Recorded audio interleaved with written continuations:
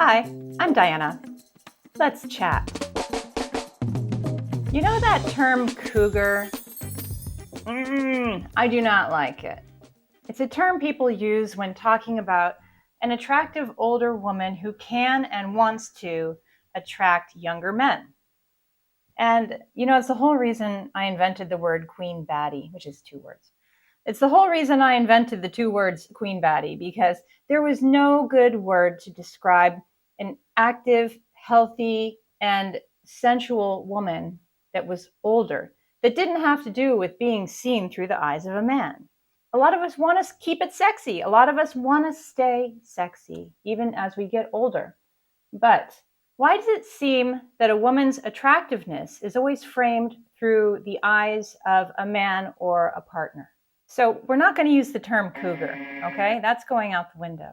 Who is the ultimate judge of attractiveness? Can a woman be sexy if there's no interested man or partner around to witness it? That's almost like if a tree falls in a forest, doesn't make a sound. Actually, it's exactly like that. The word sexy implies that you have a goal in mind. You have an end goal in mind, and that you are looking for somebody else to think about your end goal and maybe go there with you, or think about you in that way. The problem is that one end goal is just one particular thing, and you just can't head toward that one particular thing all day, all night, throughout your life. Not only is that unrealistic, but that's kind of a one-dimensional, boring person anyhow. Like, what about the other things that make life rich, like hobbies, deep friendships, delicious food, fun travel, developing skills that you've always wanted, or even just nature? Or how about laughter? A lot of those fun activities do not require you to be sexy or feel sexy. In fact, sometimes feeling sexy during one of these activities can kind of get in the way. Correct me if I'm wrong, but I think that what we are actually seeking when we desire to be sexy, what we are actually seeking is to be attractive. So what is attractiveness? I think we need to define this. Attractiveness is a personal magnetism. It makes people want to be around you. You are attracting their attention. It's a curiosity about the world that makes you interested. And it's an optimism and a wonder that makes you interesting to talk to. It's being well groomed so that people want to be near you, maybe even smelling nice. It's maybe having an attention to details and noticing the small things about people and about life and yourself. It's about having great energy and keeping yourself up in a way that you can have this energy on a daily basis that people want to be around. And it's a connection to other people. It's wanting to connect with them and wanting to be connected with. Connection with others is a big part of personal magnetism and attractiveness. And here is the wonderful truth about attractiveness. It's not attached to age or what you look like. Now, let's back up from attractiveness. Let's back into sexy. Let's back into sexy. Let's not bring sexy back. Let's back into sexy. And think about if your goal is to be and look sexy. Suppose you're really good at that. Suppose you're a master of looking sexy and people want to be around that because they think it's cool. Okay, so that's going to last about 2 minutes, because what do you do after that? What do you do after people have looked at you? They've seen you. Now what? Now, are we going to do something? Are we going to talk about something? What's next? Sexy doesn't entertain people for long. Attractiveness entertains people for a lifetime. Attractive and sexy are very different things, although the media will not tell you that. They combine the two.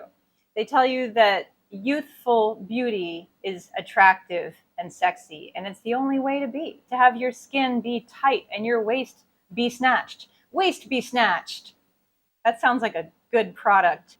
A lot of people would buy it. It's what we've been trained to buy. It's what we've been trained to want. Anyhow, let's go on. So the media will tell you this, but it goes far deeper than that. Youthful beauty is physically attractive. We can acknowledge that. Young people are wonderful to look at. You just look at them and wonder, how their skin looks so magical, how their eyes look so clear, they look so fresh. I love looking at young people. I realize that sounded creepy. I love looking at young people. They're beautiful. But guess what?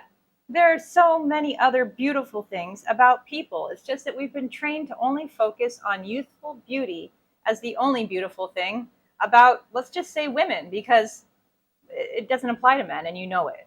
But yes, I understand that you do want to keep it sexy sometimes. You do want that to be part of who you are as you age. And in that case, I have 5 hot tips for you. 5. 5. I wasn't sure if I should show my short unpainted nails. Here's a side note. I don't paint my nails and I don't grow them long because I want my life to be about what I do instead of how I look. Long nails handicap me in ways that I can't stand. If I want to play a musical instrument or garden or type up a book, there are so many things I can't do with long nails. I need them to be unpainted and short because I'm going to destroy them with what I do. Okay, that was a side note. That should probably be an entire different video. Just thought you should know. Or maybe you don't need to know that. I don't know. I don't know what to put in here. Here's my list. 5 tips to keep it sexy. This feels so silly. I've never said the word sexy so many times in a row in my life. Number 1, don't be afraid to keep it girly. This is one thing that we are taught, that as older women, we should become these majestic, elegant, classy creatures. And you know what? For a lot of us, this just isn't necessary. And for a lot of us, we want to be sparkly unicorn princesses that wear combat boots and make pottery for endless days. Endless. I could make pottery all day, all night. In a dress. Keeping it sexy? Okay, the point was, you can stay girly. You can keep it girly as you get older. Don't be afraid to wear clothes that some deem to be younger clothes. There's no young and old clothes. There's only good and bad quality clothes. There's cheap, and then there's well-made. And as long as you stick with well-made, you can wear your pretty princess dress when you are 72. And if you go out like that, I can guarantee people are going to chat you up and say how much they love it. Because for some reason, here in the US, not in France, we could talk about how French women are allowed to age and keep it sexy, but this is not the video. Here in the US, we see women as they age getting less and less feminine. And this is simply not true if you don't let it be true. You can wear what you want and you can be what you want. You just can't expect everybody to be on board with it. And that's okay because it's your life, not theirs. Keep it girly. Number 2, keep your body strong, keep your blood pumping, and feed yourself the very best things for your body. If you stay strong, you will feel way sexier. When you are strong, you feel like you can do anything on this earth. And when you feel like that, you feel sexy. Number 3, show off your body in the way that you wish to, whether that's completely covered up or almost naked or somewhere in between. It's up to you what you show off. And what areas you show off are not up to anyone else. If you are 83, but you feel like showing a little peek of midriff, are the police gonna come? No. Some easy ways to wear sexier styles when you get older are show off your shoulders. Shoulders generally age pretty well on most people. Or a low back or a low neckline. Suppose you like your girls and you want to push them up. I mean, this is all up to you. Show off your body in the way that you like. And if that means completely covering up and simply wearing red lipstick, that's a thing too. There is no age limit on showing your body in the way that you feel comfortable. 4, instead of dressing to show off, can I make a little side note right now? I didn't even finish my sentence. My side note is, do you remember those makeover shows from the 80s where the girl would bring on some guy on stage And then they'd say, we have a surprise guest to bring out for you. And they'd bring out the girl and she'd be all dressed up and she'd be like, this is my revenge. Look at me now. I'm not even sure if that little side trip made any sense, but those shows are so cringy and horrible. They're so horrible and so fun to watch. What was the point?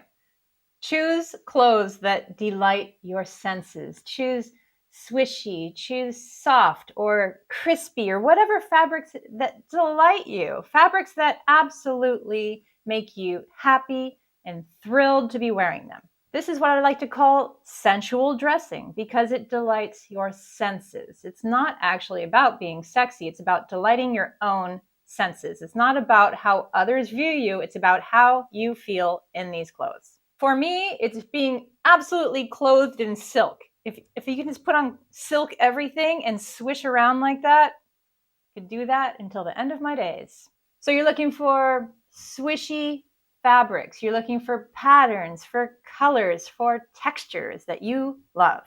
Your clothes should absolutely delight you. You should feel magnificent and powerful in your clothes. Number 5, don't wait for validation. If you feel sexy, feel it. There is no ultimate sexy judge. There is no judge of sexiness.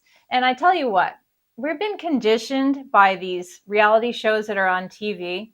And I don't have a TV because this stuff just makes me so mad. There are so many shows where we are being judged, whether it's on singing talent or sewing talent or baking talent, and we're being judged. And we see this so much that we think that there's some sort of contest to life and that we have to be the very best. We have to be the winner. There is no ultimate judge of sexiness. There's no standardization of sexiness. Just simply showing off your body is not sexy. I mean, just think of some random person like your neighbor, and she's just going to put on a tube dress, like a short tube dress and high heels.